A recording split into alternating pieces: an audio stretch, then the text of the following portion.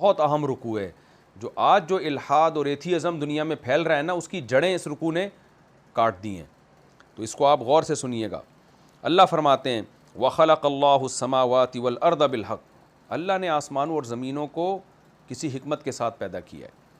یہ یہاں پر سیکولر لوگوں کی جڑیں کاٹ ڈالی کہ اگر ہم آخرت کا یقین نہیں رکھتے اور ہم ڈارون کی اور ان چیزوں پہ بلیو کرتے ہیں، اس کا مطلب اس کا کوئی مقصد، اتنا بڑا کام دنیا میں ہو گیا اور وہ اتفاق سے ہو گیا اور خدا نے ایویں ہی بنا دیا، اس کو کوئی مقصد پیش نظر ہے ہی نہیں. تو اتنا بڑا کام اللہ کیسے کر سکتا ہے؟ بلا وجہ بنا دیا، بس اس کو عیش کرو، نائٹ کلبوں میں جاؤ، کھاؤ پیو، موج مستی کرو، مر کے ختم ہو جاؤ. تو یہ پہلی دلیل ہے. اس کا ان لوگوں کے پاس، ملحدین کے پاس کوئی جواب نہیں ہے. تو اللہ فرماتے ہیں حکمت کیا ہے؟ تاکہ اس کائنات کو دیکھ کے تمہیں یقین آئے کہ کوئی خدا پیدا کرنے والا ہے، تمہیں یقین آئے کہ وہ تم پر بڑا مہربان ہے، محسن ہے تمہارا، تاکہ تم اس سے محبت کرو. تمہیں یقین آئے کہ اس نے ہمیں کسی مقصد سے پیدا کیا ہے، جن مقاصد میں سے ایک مقصد اللہ نے یہاں ہائی لائٹ کر دیا، بیان کر دیا. وہ مقصد کیا ہے؟ وَلِتُجْزَىٰ كُلُّ نَفْسٍ بِمَا كَسَبَتْ، اور اس لیے بھی پیدا کیا. وہ حکمتوں میں سے ایک حکمت یہ بھی ہے کہ ہر نفس کو اس کے کیے کا بدلہ دیا جائے. کیا مطلب؟ کہ انسان جب اس کائنات میں غور کرے گا تو اس کو یقین آئے گا کہ اس کا کوئی خالق ہے. پھر وہ سوچے گا کہ وہ خالق مجھ سے کیا چاہتا ہے، تو وہ پیغمبروں کی طرف جائے گا. تو پیغمبر اسے بتائیں گے کہ یہ حلال ہے، یہ حرام ہے، یہ برا ہے، یہ اچھا ہے. اور ظاہر ہے جس امتحان کے بعد بدلہ نہ ہو وہ امتحان نہیں ہوتا. تو ان تمام باتوں سے استدلال کر کے وہ اس نتیجے میں پہنچے گا کہ پیغمبروں کا جو یہ دعویٰ ہے نا کہ موت کے بعد زندگی ہے، یہ دعویٰ پیغمبروں کا بالکل ٹھیک ہے. اس کائنات کو دیکھ کے ہمیں پتہ چلتا ہے کہ یہی مقصد ہوگا اللہ کا پیدا کرنے کا. تو پیغمبر جو بات کہہ رہے ہیں اس کو مان لینی چاہیے. وہ فطرت کو اپیل کرتی ہے، وہ فطرت کے خلاف نہیں ہے، نہ کسی سائنس کے خلاف ہے، سائنسی دعووں کے، نہ مشاہدے کے خلاف ہے، نہ فطرت کے خلاف ہے. تو اس لیے نتیجہ یہی پہنچے گا، یہاں تک پہنچے گا کہ وہ مانے گا کہ ہر نفس کو اپنے کیے کا بدلہ ملنا ہے. وَهُمْ لَا يُظْلَمُونَ. کیا زبردست دلیل دی ہے قرآن نے کہ اگر نفس کے اچھے کا بدلہ اس کو نہیں ملنا تو یہ بھی ظلم ہے انسان پر. کتنے لوگ ہیں، میں نے مثال دی نا، جنہوں نے 100 انسانوں کی جانیں بچائی ہیں، کیا ان کو بدلہ مل گیا اس نیکی کا دنیا میں؟ ظاہر ہے مل نہیں سکتا. کتنا ایوارڈ دے دیں گے آپ ان کو؟ کتنے لوگ ہیں جو ماں باپ کی ساری زندگی خدمت کرتے ہیں، کیا ان کو اس نیکی کا دنیا میں بدلہ ملتا ہے؟ نہیں ملتا، بلکہ بہت ساری دنیا کی نعمتوں سے محروم ہو جاتے ہیں وہ. تو بہت کچھ ہے، بہت کچھ انسان نیکیاں کرتا ہے، نہیں ملتا. تو اللہ کہتے ہیں میری نظر میں یہ بھی ظلم ہے. کوئی بھی گورنمنٹ جو ہے، جب کوئی گورنمنٹ کے لیے بہت بڑا کام کرے اور گورنمنٹ اس کو فیور نہ دے تو اس گورنمنٹ کو ظالم سمجھا جاتا ہے. تو اللہ کہتے ہیں دنیا میں یہ جب کوئی گورنمنٹ کے لیے کوئی اچھا کرے، اس کو گورنمنٹ بدلہ نہ دے تو لوگ اس گورنمنٹ کو برا سمجھتے ہیں.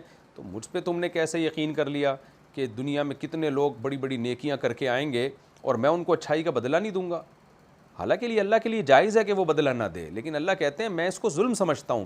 تو دنیا میں بدلہ نہیں ملتا، یہ آخرت میں ملے گا. لہذا آخرت یقینی ہے، اور یہ میں نے کائنات بنائی ہے بتانے کے لیے کہ تمہارا حساب و کتاب ہوگا اور جو اچھے ہیں ان کو اچھائی کا بدلہ ملے گا. کیونکہ ایسا ہو نہیں سکتا کہ جس شخص پہ بھی کوئی نیکی کرے اور اس کو اس کا بدلہ نہ دیا جائے.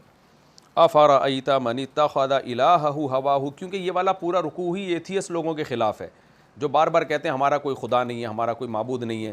تو اللہ نے فرمایا ہر ایک کا معبود ہے. جو کہتے ہیں نا ہمارا معبود اللہ نہیں ہے، تو خواہشات اس کے معبود ہیں.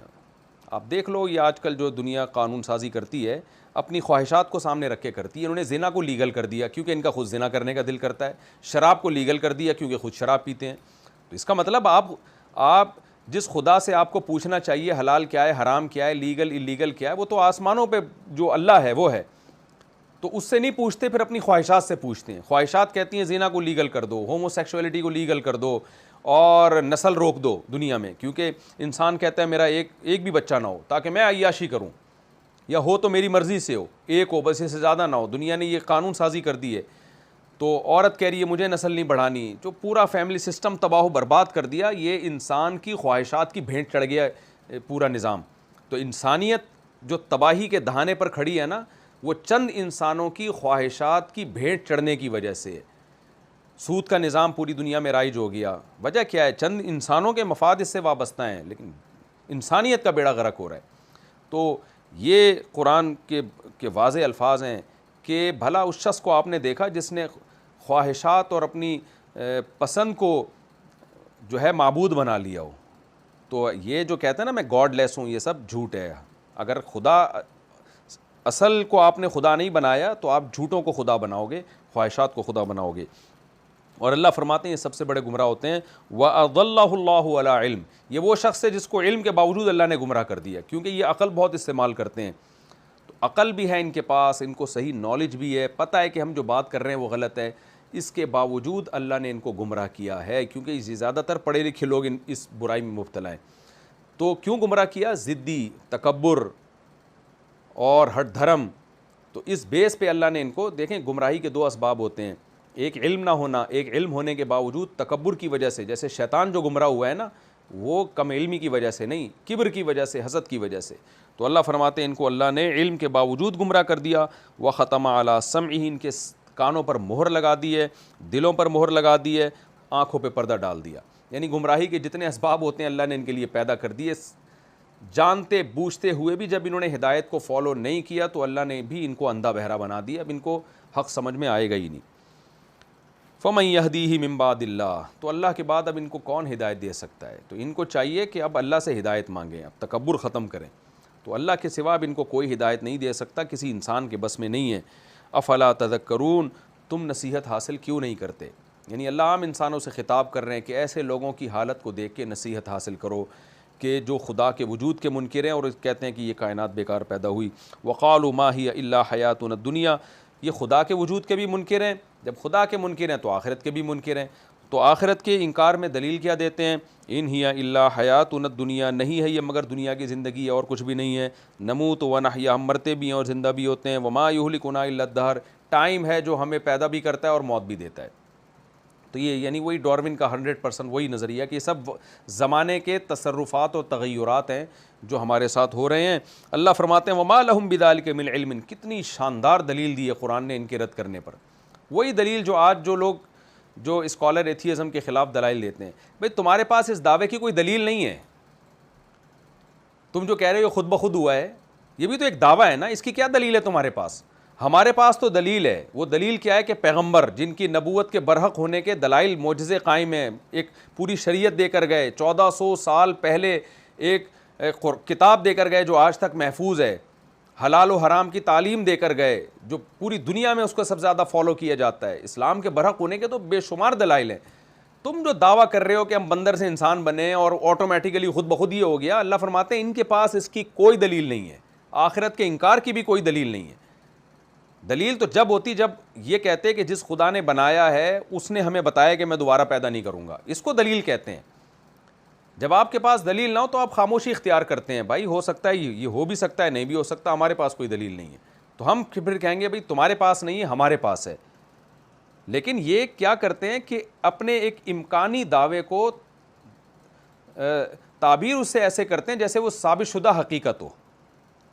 تو یہ جو کہتے ہیں نا خود بخود کائنات بنی اور یہ والو ہو کے، یہ اس کی سائنسدانوں کے پاس کوئی دلیل نہیں ہے. امکان ہے، اس امکان کو ایسے بنا کے پیش کیا جاتا ہے جیسے ایک یقینی چیز ہے. تو اس لیے اللہ نے فرمایا ما لہم بذلک من علم، ان کے پاس اس کی کوئی یقینی دلیل نہیں ہے. ان ہم الا یظنون، محض گمان ہے. واقعی یعنی بالکل وہی بات قرآن نے کی ہے جو آج سائنس کر رہی ہے. سائنٹسٹ یہی کہتے ہیں کہ یہ امکان ہے کہ یہ خود بخود بنی ہو، ہمیں اس کے پر یقین نہیں ہے کہ یہ ایسا ہوا ہو. تو اس کے خلاف جب دلائل قائم ہو گئے تو اس کو چھوڑ دینا چاہیے.